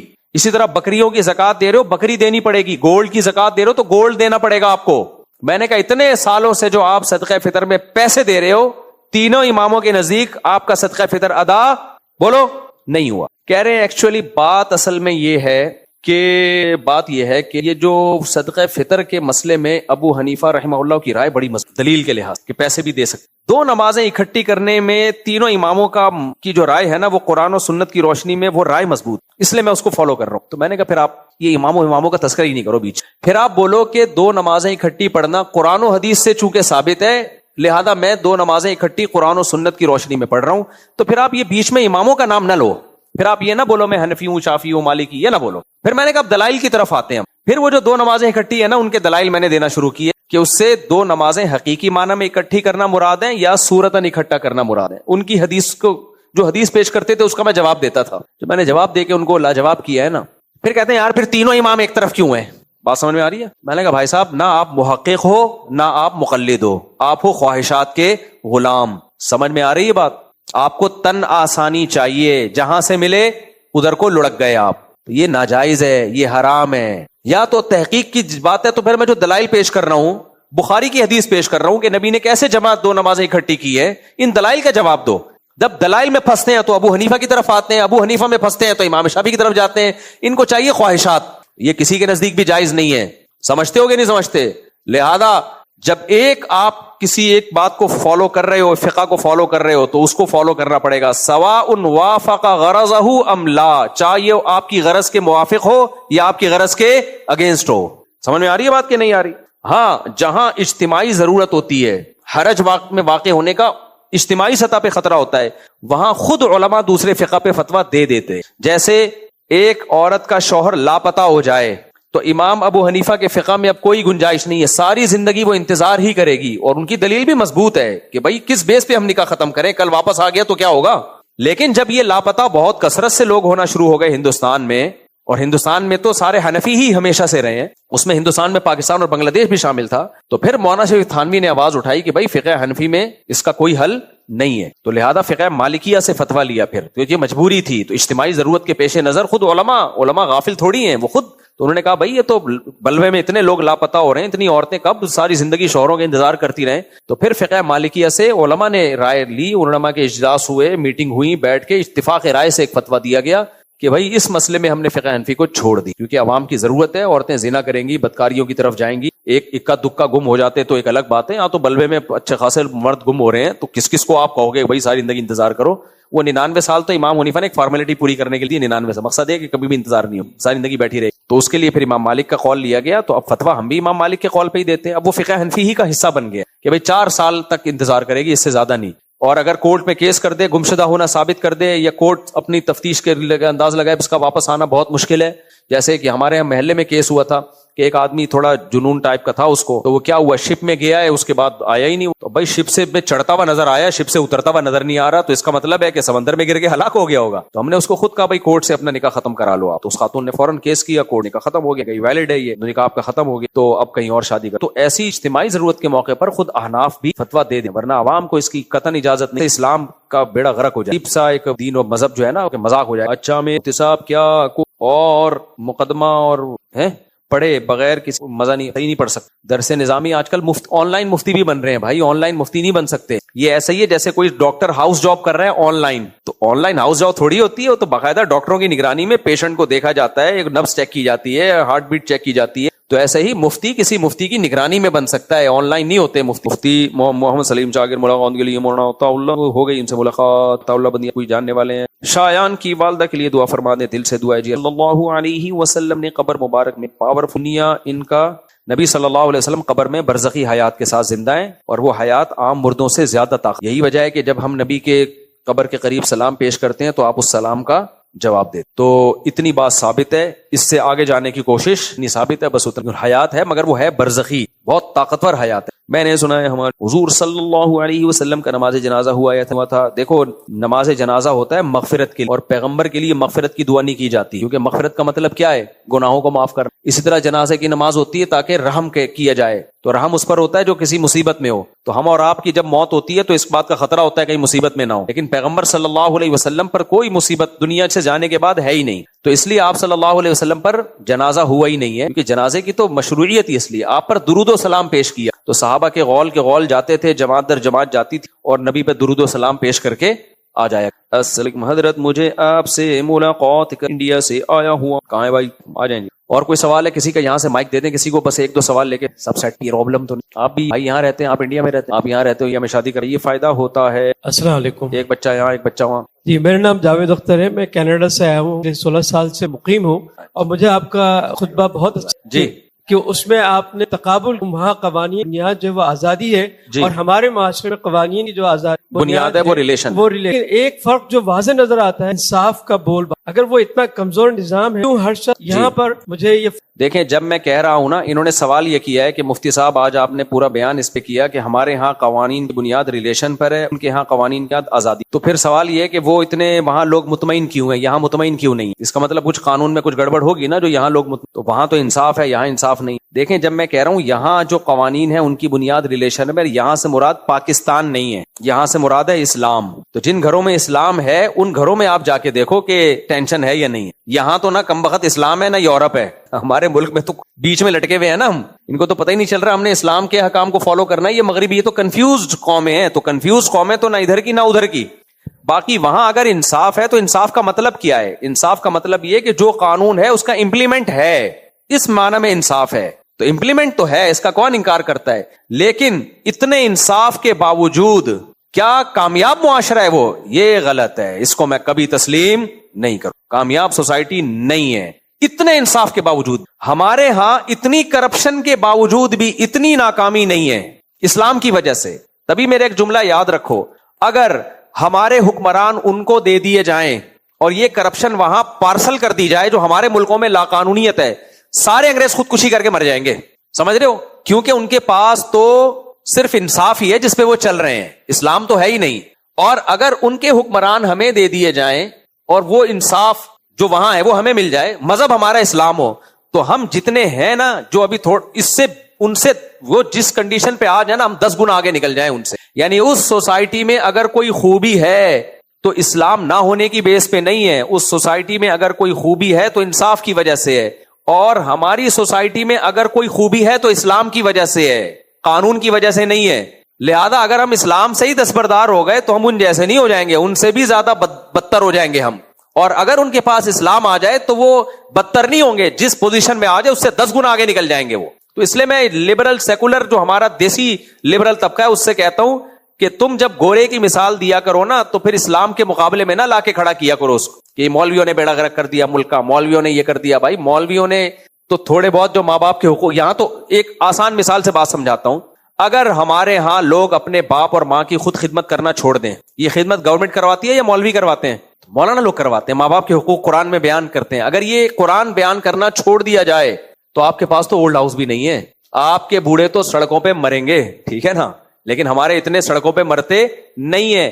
کیا گورنمنٹ کیئر کر رہی ہے؟ نہیں, پبلک کیئر کر رہی ہے, اور پبلک اسلام کی وجہ سے کر رہی ہے, گورنمنٹ کے کہنے سے نہیں کر رہی ہے. تو اس لیے میرا مطلب اپنی سوسائٹی کو سوسائٹی سے تقابل کرانا نہیں ہے, میرا مطلب ہے اس قانون کو اسلامی قوانین سے تقابل کروانا. تو ہمارے یہاں اگر کوئی خوبی ہے تو بھائی اسلام کی وجہ سے ہے, اور اسلام نہیں ہوگا تو وہ اس خوبی سے بھی ہم جائیں گے. ان کے ہاں اگر کوئی خوبی ہے تو قانون کی مضبوطی کی وجہ سے, اور اگر کوئی خامی ہے تو اسلام نہ ہونے کی وجہ سے ہے, اور وہ خامیاں بھی بہت خاندانی قسم کی خامیاں ہیں. اچھا, گورے کی ہر چیز بڑی خاندانی ہے, اس کی خوبی اگر ہے تو خامی بھی دیکھا کرو, وہ بھی تھوڑی نہیں ہے, وہ بہت ہی ہائی لیول کی خامیاں ہیں اس سوسائٹی میں. اچھا, لوگ یہ بھی کہتے ہیں کہ وہ اصل میں وہ ایکچولی وہ وغیرہ وغیرہ نا, وہ لڑکے ان کا نہیں ہوتا. وہ بھائی صاحب کیوں؟ پہلی بات یہ کہ کوئی انگریز ہمارے یہاں 30-30 سال کے نوجوان ملیں گے جنہوں نے زنا نہیں کیا ہوگا, ڈائریکٹ شادی کی. کسی انگریز میں یہ دم ہے بالغ ہونے کے بعد 30 سال تک عورت کے بغیر صبر کر لیں؟ ناممکن. ہمارا نوجوان بہت پاورفل. 30 سال کے لونڈے لپاڑے یار, 15 سال میں بالغ ہوا تھا, 15 سال تک زنا نہیں کیا, حالانکہ ڈیزائرز بھرپور موجود ہیں, وسائل بھی ہیں, بیوی سے وفا کرتا ہے. تو یہ اتنی زبردست جو موٹیویشن اس کو ملی ہے وہ اسلام سے ملی ہے, گورنمنٹ سے. انگریز کے پاس یہ موٹیویشن, وہاں اگر گورنمنٹ قانون بھی بنا دے نا کہ زنا اللیگل ہے پھر بھی لوگ کریں. یہاں شراب نہیں پیتے, وہاں ہر شخص شراب پی رہا ہے. گورنمنٹ آج لا بنا دینا کہ شراب لیگل ہے پھر بھی لوگ پیے, سوری اللیگل ہے پھر بھی لوگ پیے. تو اس لیے آپ اپنی سوسائٹی کا, ان کے حکمرانوں کا اپنے حکمرانوں سے آپ تقابل نہ کرایا کریں. آپ پبلک ٹو پبلک گیم کھیل, اور پبلک ٹو پبلک بھی گیم کھیلنے کا طریقہ کیا ہے کہ جو اسٹینڈرڈ کی لائف ان کو ملی ہوئی ہے وہ اسی اسٹینڈرڈ کی لائف ہمیں ملے گی, تو پھر اس بندے کا اس سے تقابل کرایا جائے گا. آپ نے دیکھا کہ ایک چرسی بیچارہ مسجد سے چپل چوری کرتا ہے, آپ نے کہا انگریزوں کو تو ہم نے کبھی نہیں دیکھا, پر ہمارے ہاں تراویح پڑھ کے چپل چوری کر کے گیا ہے. بھائی اس غریب کا انگریز غریب سے مقابلہ کراؤ آپ, ٹھیک ہے نا, پھر دیکھو وہ کیا کیا چوری کرتا ہے. پیٹ بھرا ہوا آدمی کیوں چپل چوری کرے گا بھائی؟ ایسی غریب قوم کا مقابلہ کراؤ انگریز کی غریب سے, پھر یہ یہاں کا چرسی بھی وہاں سے اچھا نکلے گا. جب توندے بھری ہوئی ہیں تو تھینک یو ہی رہے گا میرے بھائی. کیا خیال ہے؟ اخلاق تو جب پیٹ بھرا ہوا ہو تو اخلاقیات ہی ہیں. یہ غربت, مہنگائی, یہ لوڈ شیڈنگ, ڈھکن لیس گٹر امریکہ میں ایک دن کے لیے پیدا کرو, پھر میں دیکھتا ہوں انگریز سسٹر کی گالی سے بات شروع کرے گا اور مدر کی گالی پہ بات کو ختم کرے گا. لوگ کہتے ہیں کیسے ایٹیٹیوڈ دیکھو ہمارے لوگ, گٹر کا ڈھکن ہی نہیں ہے, ایٹیٹیوڈ کیا کرے گا. تو کبھی بھی کسی کا مقابلہ کرایا جاتا ہے تو اس لیول کے لوگوں کا اس لیول سے مقابلہ کرایا, وہ لیول نہیں ہے تو پھر کہاں مقابلہ, گالیاں ہی. لڑکا ٹک ٹاک ویڈیو ٹک ٹاک پر لائیو بھی تو پیسے بھی جائز ہے, ٹک ٹاک پہ پیسے کماؤ. غریب ہو گئے تو پھر یہی اخلاق خراب ہوں گے نا, تو پیسے کماؤ یار, ٹک ٹاک پہ کماؤ, لیکن ٹک ٹاک پہ بےہودہ چیزیں نہ ڈالو, لڑکیاں وڑکیاں سر اچھی ویڈیو. ہاں مزاحیہ ڈالو یا کوئی سبق آموز. پاکستان میں کسی بھی طرح سے پیسہ لاؤ میرے بھائی, ٹک ٹاک, یوٹیوب, فیس بک پہ باہر سے پیسہ آتا ہے, اس سے ملک کو بڑا فائدہ ہوتا ہے. ابھی تو پاکستان اسی بیس پہ یعنی بچ گیا کہ باہر سے ڈالر آ رہے ہیں. یہ نہ ہوتا تو ہمارا پروگرام بڑھ گیا تھا. جتنی گالیاں ہم دے رہے ہیں نا اس کو اور زیادہ گالیاں شروع ہو جاتی ہیں لوگوں کے. اسلام میں جائز ہے, پسندیدہ کام نہیں ہے اس میں. اس کی حوصلہ شکنی, اللہ میرا مریض ہو گیا تو میں اتنے رکھتا, تو یہ نہ کرا. پھر لوگ اپنے زبان سے جو منت ہو پوری کرنا واجب ہے. اتنے مشکل چیزیں اپنے اوپر لازم کر لیتے ہیں, پھر ہوتا نہیں ہے ان سے. اسلام بھائی صاحب یہ باتیں سمجھانے سے نہیں ہو. والدہ اگر وراثت نہیں کر رہی تو آپ دیکھو, کاروبار ہو یا کوئی بھی چیز ہو انڈیویجول کرو. خاندانوں کا اس میں انوالومنٹ, بڑا بھائی, ماموں, چاچا, یہ بات ہی احترام میں بیڑا ہی غرق ہو جاتا ہے انسان کا, نہ کچھ بول سکتا. تو اگر آپ سمجھ رہے ہو کہ خاندان والے آپ کے بزنس مداخلت کر رہے ہیں کہ انویسٹمنٹ بھی ہوگی نا, اپنے پیسے لے کے پتلی گلی سے کیا کرو بھائی, میں یہ بزنس ختم کر رہا ہوں, مجھے میرا حصہ. اس پہ لڑنے کا بھی آپ کو حق بھائی, میں نہیں مشترک چلانا چاہتا بھائی, مجھے میرا پیسہ دو. اس پہ آپ لڑو گے تو کوئی گناہ نہیں ملے. اس میں ادب تمیز کا خیال نہیں کرنا چاہیے, کیونکہ ادب و آداب کے چکر میں بعد میں قاتلانہ لڑائیاں ہوتی ہیں. بھائیوں کا قتل ہوتے ہوئے ہم نے دیکھا ہے اپنی آنکھ. اس لیے شروع میں بدتمیز بن کے اب الگ کر لو اپنے آپ کو, یہ زیادہ بہتر ہے بنسبت اس کے کہ دل خراب ہوتے رہے آخر میں دھماکے کے ساتھ پڑ جائے, ٹھیک ہے نا. تو اس لیے بھائیوں کے ساتھ بزنس کون کرتا ہے یار؟ ہاں کئی بہت ہی نیک لوگ ہوں تو ٹھیک ہے, لیکن نارملی یہ ٹھیک نہیں, میں اس کا قائل نہیں ہوں. بھائی بہن, چچا, ماموں, خالہ, پھپھوے, بھائی صاحب, یہ دوستوں کے ساتھ نہیں ہوتا بزنس, کیونکہ آپ اس سے حساب لوگے. بھائی یہ کتنا انویسٹمنٹ ہوئی, کتنی ارننگ ہوئی, وہ غصہ کرے گا, دے گا نہیں, تو آپ کہو گے احترام ہے, تو وہ کبھی بھی نہیں حساب دے گا, کھا جائے گا سب. تو اس لیے ایسے آدمی, ہمارے ایک دوست تھے ٹرک اڈے میں نا, ٹرک اسٹینڈ نہیں ہے ماڑی پور کا, وہاں انہوں نے وہ کنٹینر لیا ہوا تھا, اس میں مزدور رکھے ہوئے تھے. تھوڑے دن میں جاب چھوڑ چھاڑ کے بیٹھ گئے. میں نے کہا کیوں چھوڑ دی جاب؟ کہہ رہے یار وہاں جب تک گالیاں والیاں نہ دو تو کام ہی نہیں ہوتا. کہہ رہے ہم پڑھے لکھے لوگ ہیں, ہم سے وہ اس اسٹائل کی گالیاں نکلتی نہیں. ہم مزدوروں کو کہہ رہے ہوتے ہیں دیکھیے یہ آپ نے ڈبہ اٹھا کے اوپر ابھی نہیں رکھا, دیکھیے اس طرح تو کنٹینر لیٹ ہو جائے گا اور کرایہ ہمیں پورا دینا پڑے گا. تو کون رکھتا ہے ایسے؟ انگریزوں کے یہاں ہوتا ہوگا, ہم لوگ کے یہاں نہیں ہوتا. تو کہہ رہے ہیں وہاں ہم دیکھ رہے ہیں کوئی गालियां ऐसी मोटी भर भर के दे रहे होते हैं, फिर जाके थोड़ा सा हिलता है मजदूर, है ना, इतनी भर भर के गालियां देते हैं तो उस वाइब्रेशन पे आता है वो, शुरू में थोड़ा सा हिलता फिर भी नहीं है, वाइब्रेट होता है, अगली गाली का इंतजार कर रहा होता है। कह रहे इस तरह से बिजनेस किया जाता है। तो कराची में, पंजाब में यही सेटअप चल रहा है। आप मुलाजिम रखो तो आप उसको भाई वो नी तमीज से करेगा। होते हैं कुछ नेक लोग भी होते हैं, लेकिन ये इसके बगैर थोड़ी होता। आपने अपने चच्चा के साथ बिजनेस शुरू कर लिया, अब चच्चा को क्या बोलोगे आप? खाता भी रहेगा तो आप हिसाब नहीं ले सकते उससे, इसलिए चच्चा मामू सलाम दुआ के लिए बहुत अच्छे होते हैं। मामू से मिलो आप, और भाई हदिया वदिया दे दिया करो, चच्चा मामू ख्याल करो। पार्टनरशिप इनके साथ करना, आपके बाल इसी वजह से उड़े। बहन का हिस्सा निकाल के अलग कर दो, बोलो मामू से यही, ये बहन का, अब ये बहन का हिस्सा आपको दे रहा हूं, अब आप खुद में ढीठ बनना पड़ता है। आपके मामू का अच्छे होंगे, एहतराम में जनरली एक उसूली तो अच्छे ही होंगे इंशाल्लाह, लेकिन उसूल यही है भाई, ज्यादा आप कर रहे हो अगर वो हमारी, या फिर हम ठीक ठीक। ये कह रहे हैं कि तकाफुल के मसले में जैसे मुफ्ती तकी साहब की गुंजाइश दे, दूसरे उलमा गुंजाइश, तो उसमें तो देखो मुफ्ती तकी साहब को गुंजाइश की वजह से नहीं, माहिर होने की वजह से फॉलो की कि वो एक्सपर्ट है। बाकी ये जो आपने कहा कि इमाम शाफी की राय नहीं ले सकते अगर हम हनफी हैं, हाँ इमाम मालिक भी तो माहिर हैं, तो सवाल पैदा होता है कि आप अबू हनीफा भी तो माहिर थे ना, उनकी राय को छोड़ क्यों रहे हो? एक साहब मुझे कहने लगे मैं इस मसले में इमाम शाफी की राय को ले रहा हूं, उसमें आसानी है। मैंने कहा ये तो जायज नहीं। कहते हैं क्या वो इस्लाम वाली बात नहीं की उन्होंने? तो मैंने कहा जो आप अबू हनीफा की राय को छोड़ रहे हो, क्या वो तौरात इंजील सिखा के गए हैं? जिस चीज को छोड़ रहे हो वो भी तो इस्लाम ही है। तो इस पहलू को तो देखा जा रहा है कि इमाम मालिक भी तो मुज्तहिद थे, इस पहलू को नहीं देखा जा रहा कि जिस राय को छोड़ रहे हो वो भी तो मुज्तहिद हैं। मैंने बताया ना, कैद इसी वजह से लगाई जा रही है कि छोड़ किस बेस पे रहो, बुनियाद क्या है? यहूदी इस्लाम की तरफ आ रहा था, बुनियाद ठीक नहीं थी, तो इस्लाम के हुक्म पर अमल करने से उसको रोक दिया गया, मलामत की गई, हालांकि वो यहूदियत छोड़ के आ रहा है। आप तो इस्लाम ही का एक फिक़ह हनफी जिसपे सदियों से 50% से ज्यादा लोग चलते आ रहे हैं, उसको छोड़कर आप दूसरे फिक़ह की तरफ जा रहे हो। ठीक है वो भी बरहक है, लेकिन जिसको छोड़ रहे वो भी तो बरहक है ना। और छोड़ने की बेस क्या है? ख्वाहिशात को फॉलो करना। इस बेस पे छोड़ना ठीक नहीं है। और अगर छोड़ा जा रहा है तो फिर मुश्किल में भी उनको फॉलो किया जाए। फिर कुछ अहकाम ऐसे फिक़ह हनफी में आसान है, फिक़ह शाफी में मुश्किल है।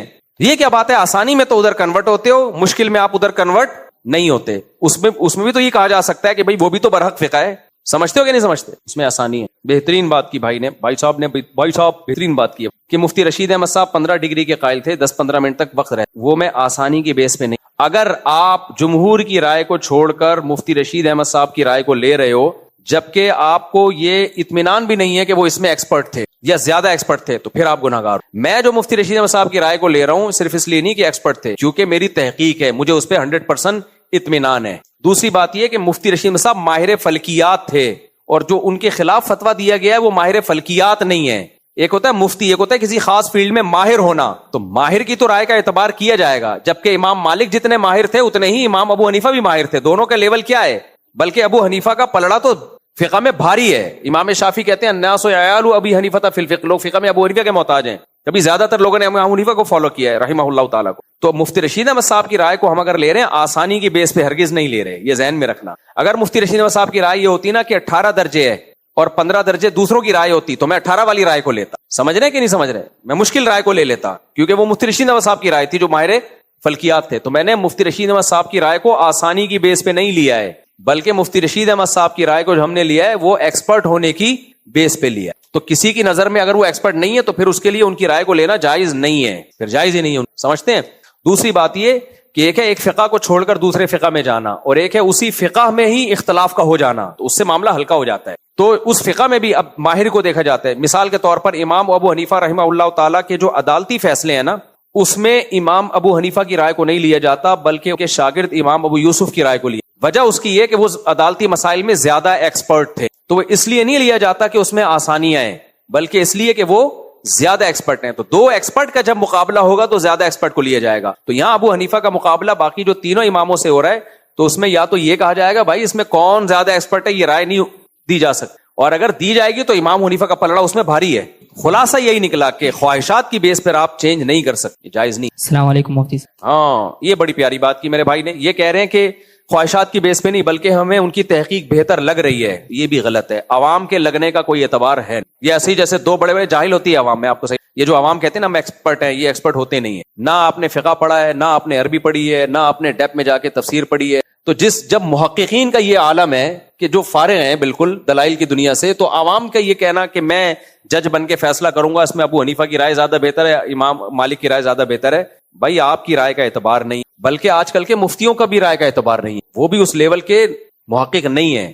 تو یہ اپنے بارے میں یہ سمجھ تو رہا ہوتا ہے کہ انسان میں ہم جب طالب علم تھے ہمیں بہت سی باتیں امام شافعی کی صحیح لگتی تھی, امام حنیفہ کی غلط لگتی تھی. ہمارے استاذ نے ہمیں بتایا کہ آپ کے لگنے کا اعتبار نہیں, لیکن جب بہت بعد میں جا کے پھر ہمیں لگا کہ ابو حنیفہ کی رائے اس میں مضبوط, امام شافعی کی رائے اس میں کمزور ہے, لیکن ہمارے استاذ نے بتایا یہ بھی اعتبار نہیں ہے لگنے, کیونکہ وہ بھی مجتہد ہیں, وہ بھی مجتہد ہیں, آپ کی رائے کلابازیاں کھائے گی, تو آپ کے لگنے کا اعتبار ہے ہی نہیں کہ آپ کہیں کہ اس میں ان کی رائے مضبوط, ان کی رائے مضبوط. تو عوام کو کیا بھائی, تو اپنے بارے میں اعتراف کر لینا چاہیے کہ فقہی مسائل میں ہم ماہر نہیں ہیں. یہ اعتراف کرتے ہوئے آج کل لوگوں کو موت آتی ہے, مانتے نہیں ہیں. تو آپ کو لگ رہا ہے تو آپ بتاؤ, میں دو منٹ میں سمجھا دوں گا آپ کو کہ جو آپ کو لگ رہا تھا وہ صحیح لگ رہا تھا یا غلط لگ رہا. وہ ایک وہی مثال ہے نا, ایک صاحب میرے پاس آئے, کہتے ہیں کہ اتنی واضح حدیث ہے کہ ایک رکعت وتر پڑھنی چاہیے, اتنی واضح حدیث ہے.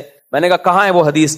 کہتے ہیں کہ یوتر بواحدۃ, نبی صلی اللہ علیہ وسلم یوتر بواحدۃ, ایک رکعت وتر پڑھا کرتے تھے. اتنی واضح حدیث میں کیسے چھوڑ دوں؟ میں نے کہا یار آپ کو یوتر بواحدۃ کا جو ترجمہ ہے, اس کا جو ترجمہ کیا گیا ہے کہ ایک رکعت وتر پڑھتے تھے, آپ کو تو اس کا ترجمہ بھی نہیں پتا. یہ تو آپ کی تحقیق. یوتر بواحدۃ کا مطلب دوسری حدیثیں اگر ساتھ میں ملاؤ تو پتا چلتا ہے کہ اوتر یوتر کا مطلب ہے جفت کو طاق بنا دینا, تو یوتر بواحدۃ کا مطلب ہے ایک رکعت کے ذریعے پچھلی جفت کو طاق بنا دیا کرتے تھے. اس کا یہ مطلب جو آپ لے رہے ہو کہ ایک رکعت پڑھتے تھے, تو ترجمہ دیکھ کے لے رہے ہو نا, عربی تو آپ کو آتی نہیں ہے. آپ یہ بھی فیصلہ نہیں کر سکتے کہ یہ ترجمہ بھی ٹھیک ہے کہ غلط ہے, یہ ترجمہ بھی ٹھیک ہے کہ غلط ہے. جس کو ترجمے تک کا نہ پتا ہو وہ کہہ رہے کہ میری رائے میں ابو حنیفہ کی رائے کمزور ہے, امام مالک کی رائے مضبوط. یہ غلط ہے, یہ مان لینا چاہیے کہ ہمارے پاس علم نہیں ہے. یہ بہت اہم سوال ہے کہ پھر ہم یہ کہتے ہیں کہ ان کی رائے کمزور ہے. اس کی وجہ یہ ہے کہ حدیث سے یہ بات ثابت ہے کہ دلائل جب دونوں طرف ہوں تو ایک رائے اگر مضبوط ہو بھی تو دوسری رائے کو 100% غلط نہیں کہا جا سکتا. یہ قرآن و سنت ہی سے ثابت. اس کی مثال بخاری مسلم کی حدیث بنو قریظہ والی, کہ نبی نے صحابہ کو بھیجا نماز پڑھنے کے لیے اور کہا کہ عصر کی نماز کوئی راستے میں نہ پڑھے. صحابہ میں اختلاف پیدا ہو گیا. اب رائے ان صحابہ کی زیادہ مضبوط تھی جو کہہ رہے تھے کہ پڑھنی چاہیے, کیونکہ ایک جزوی واقعہ ہے نا کہ نہ پڑھو, اس کی تعویل ممکن ہے. بھائی نبی صلی اللہ علیہ وسلم نے فرمایا عصر کی نماز نہ پڑھو, تو صحابہ نے کہا, بعض صحابہ نے کہا ہمیں حکم دیا نہیں پڑھو تو ہم قضا کر دیں گے نماز. بعض صحابہ نے کہا بھائی قضا کرنے کی اجازت تھوڑی ہے, وہ تو نبی صلی اللہ علیہ وسلم کوئی عالم الغیب تو ہے نہیں, آپ کو خطرہ تھا کہ راستے میں مسائل ہو سکتے ہیں تو اس لیے آپ نے حکم دیا. اب قضا کرنے کی کیسے اجازت ہو گئی؟ قرآن کہہ رہے ہیں درمیانی نماز کی حفاظت کرو, عصر کی نماز کی حفاظت کرو. پھر نبی نے کبھی بھی زندگی میں عصر کی نماز قضا نہیں کی. آپ نے فرمایا جس کی عصر کی نماز چھوٹ گئی پورا خاندان اسے لٹ گیا. اتنی تاکیدیں ہیں. تو دلائل کی دنیا میں ان کا پلڑا کیا تھا؟ بھاری تھا. لیکن دوسروں کا پلڑا کمزور تھا. لیکن چونکہ ان کا استناد بھی ایک نبی کے الفاظ تو تھے نا بہرحال, اس لیے نبی نے دونوں میں سے کسی کو ملامت نہیں کی. بلکہ نبی کا ارشاد کیا ہے, اذا اجتہد المجتہد, جب مجتہد اجتہاد کرتا ہے درست نتیجے تک پہنچے 2 اجر, اور غلط نتیجے تک پہنچے تو بھی 1 اجر ہے. تو اس لیے اس دوسری رائے کو 100% غلط نہیں. یہ کام اہل حدیثوں نے کیا ہے کہ دوسری رائے کو ایسا بنا کے پیش کرتے ہیں کہ وہ 100%. تبھی تو دیکھو نا قاری خلیل صاحب کا, حنفیوں نے ظلم کیا, حنفیوں نے یہ کیا. ہر تھوڑے دن میں ان کو پتہ نہیں کسی حنفی سے کوئی پیسے چرا لیے تھے ان کے, یہ کیا کیا تھا, تھوڑے دنوں میں حنفیوں نے یہ کیا. تو میں نے اس پہ ایک دن کمنٹس کیے, میں نے کہا آپ کی جو رائے ہے تمیز سے آپ پیش کر دیا کرو, اتنا کافی ہے. فلانا ایسا ہے, فلانا ڈمکانا ایسا ہے, یہ علماء پہ سوٹ نہیں کرتی یہ بات. تو یہ حدیث ہی سے ثابت ہے کہ جب مجتہد کسی کوئی رائے قائم کرتا ہے تو اس کو 100% درست نہیں کہتا. یہ تو اسلام کا ظرف وسیع ہے, فالو تو ایک کو کرنا ہے, بات فالو کی ہو رہی ہے. اور یہ صحابہ سے ثابت ہے, ایسا نہیں کرتے تھے کہ پینترے بدلتے تھے وہ صحابہ کرام. ویسے بھی پریکٹیکلی یہ ممکن بھی نہیں ہے. ایک مثال دیتا ہوں میں, آپ نے کیا کیا, اب جیسے وہ اہل حدیث ہے نا, مجھ سے فتویٰ لے لیا حنفی کہ وہ لڑکی کو بھگا کے شادی کر, دھڑ دھڑ 3 طلاقیں دے گا, پھر فتویٰ کس سے لے گا؟ اہل حدیث سے. حالانکہ اس میں تو اجتہادی اختلاف بھی نہیں ہے, تو اجماعی مسئلہ ہے. اس میں تو اہل حدیث 100% غلط ہیں کہ 3 طلاق کو ایک کہنے میں, تو فتویٰ وہاں سے لے گا. اور مثال علامہ ابن تیمیہ نے لکھا کہ ایک شخص, امام شافعی کی رائے یہ کہ گواہ جو ہے نا عادل ہونے چاہیے, نیک. نکاح کر لیا کہ گواہ عادل نہیں تھے, اور کہا کہ ابو حنیفہ کے نزدیک یہ نکاح ہو گیا. بعد میں 3 طلاقیں دیتا ہے. لوگ کہتے ہیں باپ کے لیے دوبارہ اس سے نکاح حلال نہیں ہے. وہ کہتے ہیں میرا نکاح فقہ شافعی کے مطابق تو ہوا ہی نہیں, لہذا یہ عورت میرے لیے کیا ہے؟